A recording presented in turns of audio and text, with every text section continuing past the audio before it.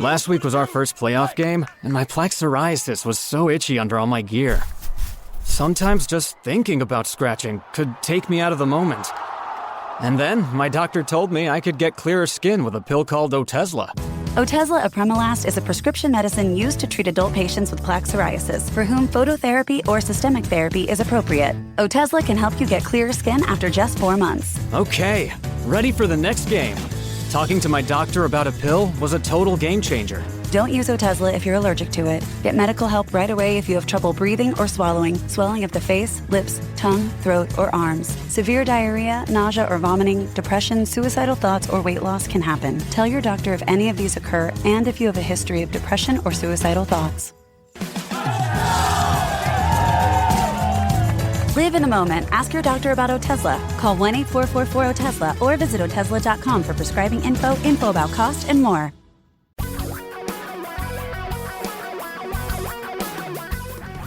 Reality radio for a really great future. We're talking real money. Hello again, and welcome to a bonus edition of Talking Real Money Quick, the short podcast from the folks at Talking Real Money, which is the longer podcast. Now, this week, I have to apologize. We don't have the longer podcast because the longer podcast is created from shows that we do every Saturday on KOMO, Como Radio in Seattle. Well, over the weekend, they had some technical difficulties and didn't record the show. So, therefore, we don't have the longer episodes of Talking Real Money for you this week. That's why I decided to give you another bonus of Talking Real Money Quick, the new weekly podcast that will feature features. These are short features that I put together every week, and they allow you to get sort of a melange of various opinions, perspectives, and ideas about money and investing, and will intersperse your calls in the future among the features. So if you have a question about money or investing or financial matters of almost any kind, call 855-935-TALK and leave your question. 855-935-8255.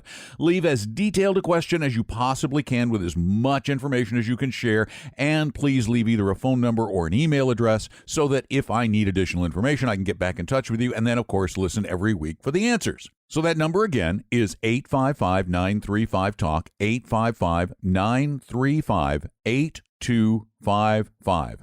And after this, I'll share a whole bunch of really quick bits of information that should help you become a better investor. Thanks for listening, and welcome to Talking Real Money Quick. I'm Don McDonald.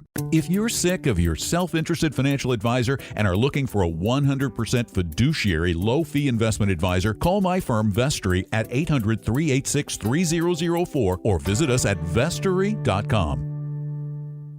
According to Gallup's latest honesty poll, only 12% of Americans believe stockbrokers to be honest and ethical. Insurance agents fare even worse at only 11%. There are only 4 professions ranked worse: Congress, car salespeople, telemarketers, and political lobbyists.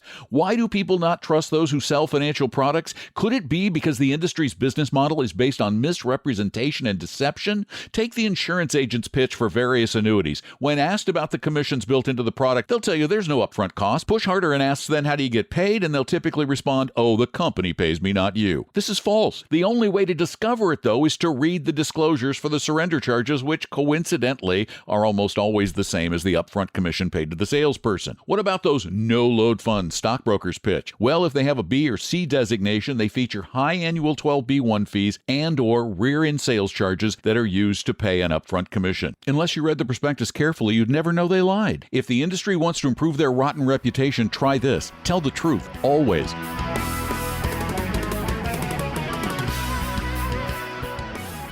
How many times have students uttered the phrase, "Why do I need to learn history?" The answer? Perspective. There's something in our nature that causes us to give every crisis, no matter how minor, far more emotional weight than it deserves. Most of what's been labeled as a crisis in the recent past rarely rises to the level of being a true threat to the global economy.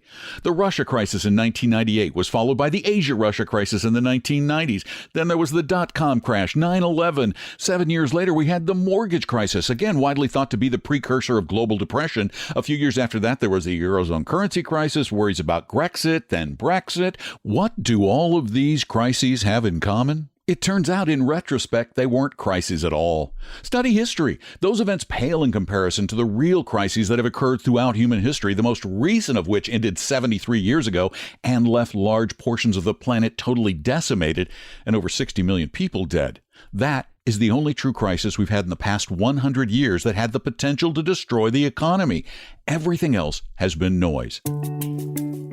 Subscribe to free monthly email updates from the only magazine devoted to real investing, Real Investing Journal, at realinvestingjournal.com. Cryptocurrencies are sucking up a lot of investors' money. According to Business Insider, initial coin offerings, or ICOs, raised $5.6 billion in 2017. It seems that pretty much anyone can create an ICO. That group now includes an 11-year-old boy who created Quarters, a cryptocurrency for gamers. What's even more interesting is that his idea may be one of the only really good ones out there, since Quarters exists to actually fill a need, a universal currency for video games. You can check it out at pocketfulofquarters.com. On the other side of the spectrum is quite possibly the worst cryptocurrency idea ever, and that's a pretty low bar. It's called Diet Bitcoin. Not sure why. Was regular Bitcoin too filling? But the name is not what makes this crypto such a bad idea. It's the source. Diet Bitcoin is the brainchild of that paragon of virtue, Roberto Escobar. If that name sounds familiar, you might have heard of his brother Pablo from Medellin, Colombia. Now, do you think this cryptocurrency might be used for criminal activity?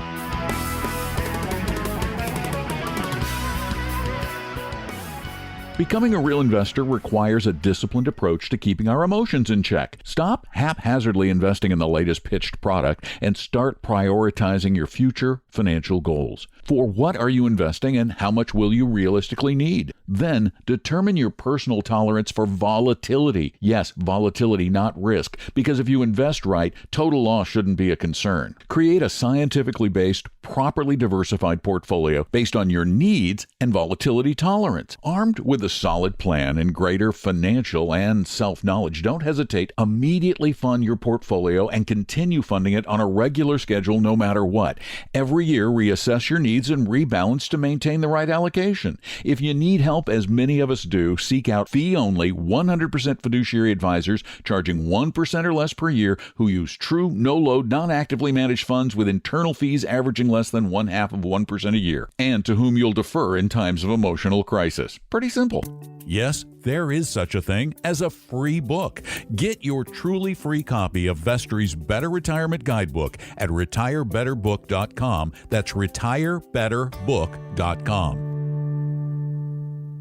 Hindsight is a wonderful thing. While no one recognized it at the time, 9 years ago, the market started to recover from the disastrous crash of 2008. In March of 2009, most were still worried that the financial world was coming to an end and stock prices, already off by half, would decline further. They didn't. Of course, every so often there was a little correction to rattle the markets, like August 2011 and August 2015. So how big was this 9-year bull market? Well, if you invested $100,000 in the S&P 500 on March 1st, 2009, by the end of February 2018, you would have amassed $446,000.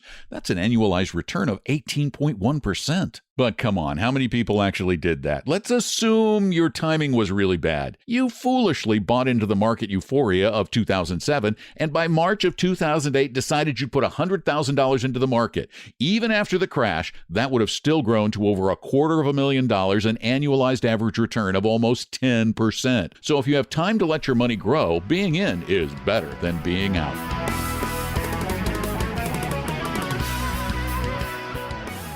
As you can tell, we didn't have any calls in this edition of Talking Real Money Quick, but we hope to answer your questions in the future. Remember, you can call in your question 24 hours a day, 7 days a week. Well, actually, 2 hours of that week, we do answer them live on the radio, but it's the same number, 855-935-TALK, 855-935-8255. If you'd like to know those 2 hours, that's 3 to 5 Eastern or noon to 2 Pacific time. So the number, 855-935-TALK, 855-935-8255. You can call that number with questions. You can also call that number with ideas about future episodes or features.